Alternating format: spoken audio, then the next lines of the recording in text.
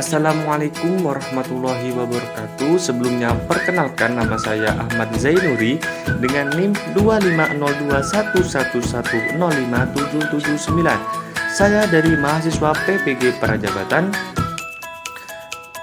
Gelombang 2 2023 akan membahas kampanye praktek baik dengan judul penerapan Zone of Proximal Development menggunakan model PBL berbasis scaffolding pada materi sistem pernapasan pada manusia.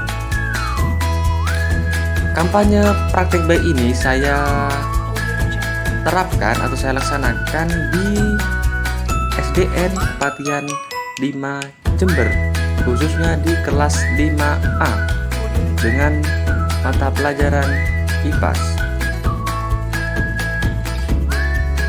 Sedangkan scaffolding itu sendiri adalah strategi yang melibatkan memberikan bantuan kepada siswa selama fase awal pembelajaran, kemudian secara bertahap mengurangi bantuan tersebut hingga siswa dapat menyelesaikan tugas-tugasnya dengan sendiri. Bantuan yang diberikan dapat berupa petunjuk, peringatan, dorongan, menjelaskan masalah, memberikan contoh, ataupun dengan berbagai metode lain yang membantu siswa belajar secara mandiri. Selanjutnya, Zone of Proximal Development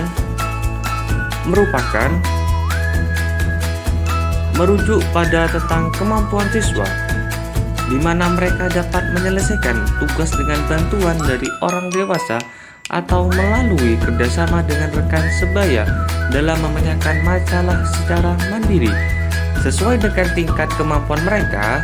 Dalam konsep ZPD ini, batas bawah adalah tingkat kemampuan anak saat mereka bekerja sendiri yang juga dikenal sebagai perkembangan aktual. Sementara itu, batas atas ZPD adalah tingkat tanggung jawab tambahan yang dapat dicapai oleh anak dengan bantuan instruktur atau orang dewasa, dikenal sebagai taraf perkembangan potensial. Dengan kata lain, ZPD mencerminkan kesenjangan antara apa yang didapat dan apa yang dicapai siswa secara mandiri dan apa yang dapat mereka capai dengan bantuan atau bimbingan. Intervensi terkait penerapan scaffolding pada Zone of Proximal Development. Dalam konteks pembelajaran, penggunaan scaffolding sangat berkaitan dengan konsep ZPD, di mana guru mengatur tingkat bantuan sesuai dengan kemampuan murid yang sedang dicapai. Penerapan scaffolding biasanya terjadi saat siswa terlibat dalam kegiatan diskusi. Selanjutnya, pembelajaran dan replikasi terkait penerapan scaffolding pada Zone of Proximal Development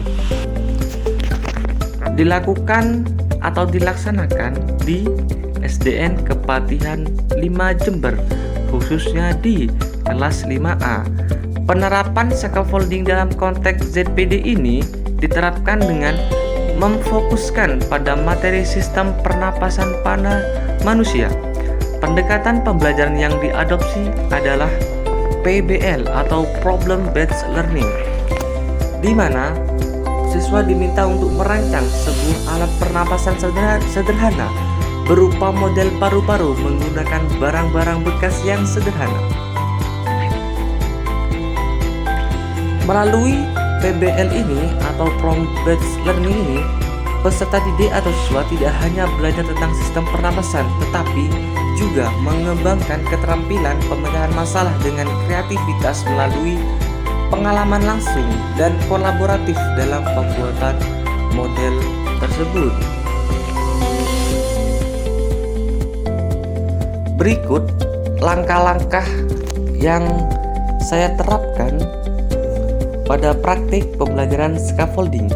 Di kegiatan awal dimulai dengan mengajukan pertanyaan pemantik untuk mengetahui sejauh mana pemahaman awal siswa tentang topik yang akan dipelajari.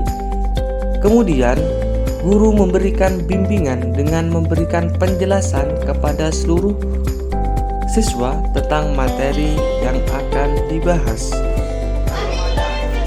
Selanjutnya, pada kegiatan inti Guru memulai dengan memberikan orientasi terhadap suatu masalah yang terkait dengan tujuan pembelajaran yang ingin dicapai.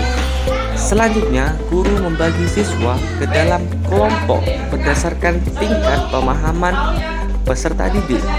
Dalam pengelompokan ini, siswa yang sudah memiliki pemahaman awal tentang materi yang akan dipelajari digabungkan dengan siswa yang masih memerlukan bimbingan tambahan dalam satu kelompok.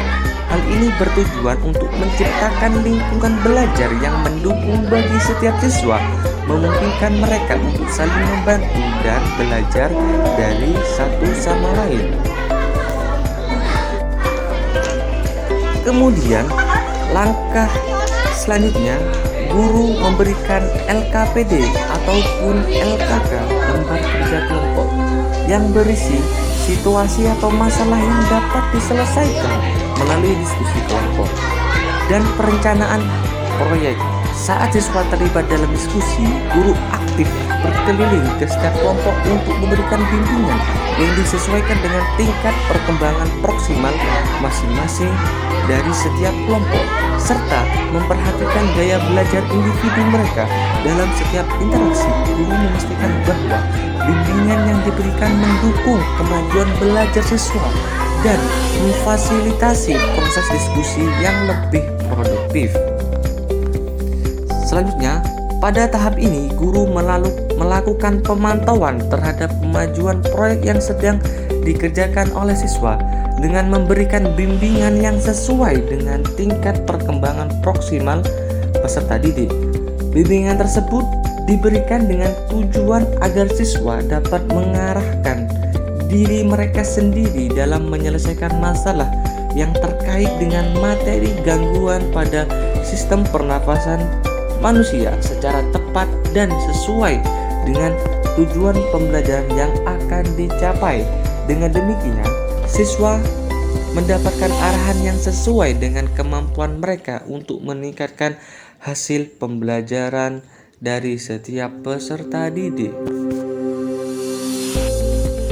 Pada tahap selanjutnya, jika ada siswa yang menghadapi kesulitan pada tahap ini akan menerima bimbingan tambahan dibandingkan dengan mereka yang sudah menguasai konsep tentang gangguan pada sistem pernafasan pada manusia.